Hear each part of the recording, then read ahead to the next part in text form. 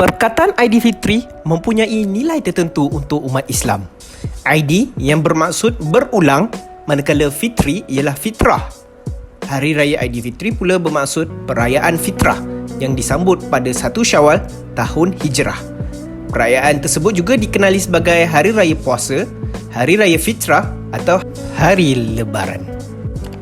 Hari Raya Aidilfitri merupakan perayaan yang dirayakan oleh umat Islam di seluruh dunia. Tidak kira bangsa sama ada Arab, Inggeris, Melayu, India Muslim, Cina Muslim dan lain-lain bangsa di seluruh dunia yang beragama Islam, bagi menandakan berakhirnya bulan Ramadan yang mana umat Islam telah menjalani ibadat puasa dengan tekun.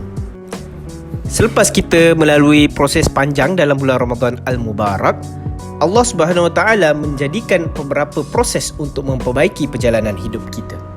Perayaan Aidilfitri ini kebiasaannya disambut dengan penuh semangat, penuh kegembiraan, pelbagai ragam anak-anak kecil, hidangan kuih muih, wajit dan dodol, ketupat rendang. Sedapnya cerita masa puasa ni. Jap. Aduh, lupa kena hadap jam pula. Tapi yang tadi diceritakan tu keadaan di Malaysia.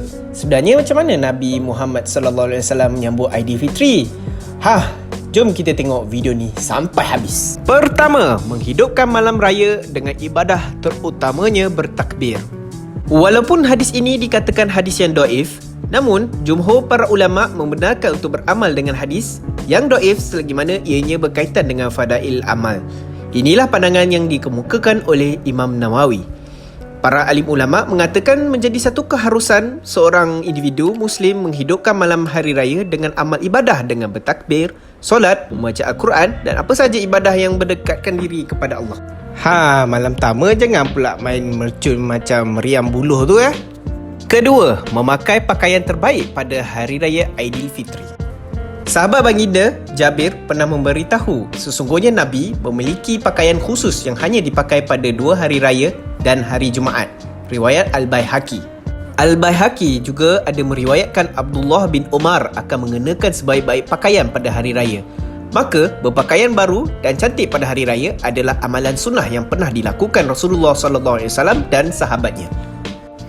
Ketiga, makan sebelum solat Aidilfitri. Menjadi amalan sunnah untuk makan dahulu sebelum mendirikan solat sunnah Aidilfitri. Ini berdasarkan perbuatan baginda Rasulullah SAW. Pada hari raya, Rasulullah tidak akan berangkat untuk melaksanakan solat sehingga baginda makan beberapa butir kurma. Riwayat Bukhari. Jangan pula makan sampai perut kembung, nanti badan naik pula. Keempat, bertakbir ketika keluar dari rumah. Sahabat baginda sentiasa melakukan ketika mereka keluar rumah menuju ke tempat solat hari raya. Imam Al-Baihaqi ada meriwayatkan Abdullah bin Umar akan bertakbir bermula saja beliau melangkah kakinya keluar rumah sehinggalah beliau tiba di tempat solat. Kelima, menunaikan solat sunnah Aidilfitri secara berjemaah. Sunnah paling afdal dan terbesar menunaikan solat sunnah Aidilfitri adalah secara berjemaah. Pada zaman Rasulullah SAW dan para sahabat, solat Aidilfitri dilakukan di kawasan lapang dan terbuka.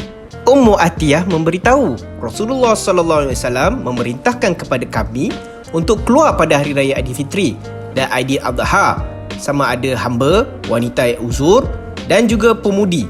Wanita uzur hendaklah menjauhi tempat solat dan saksikanlah kebaikan serta seruan kaum muslimin. Riwayat Imam Muslim. Begitu jugalah dengan amalan bermaaf-maafan yang tidak dapat dipisahkan daripada sambutan hari raya. Kita dianjurkan membuka lembaran baru dengan saling bermaafan. Semoga Aidilfitri ini memberikan kita keberkatan dan ganjaran pahala besar di sisi Allah Subhanahu Wa Taala, sama seperti apa yang kita harapkan pada bulan Ramadan yang lepas. Okay guys, please consider to share and subscribe jika anda rasa konten kami ini bermanfaat. Teruskan menyokong kami untuk konten-konten yang akan datang. Assalamualaikum guys.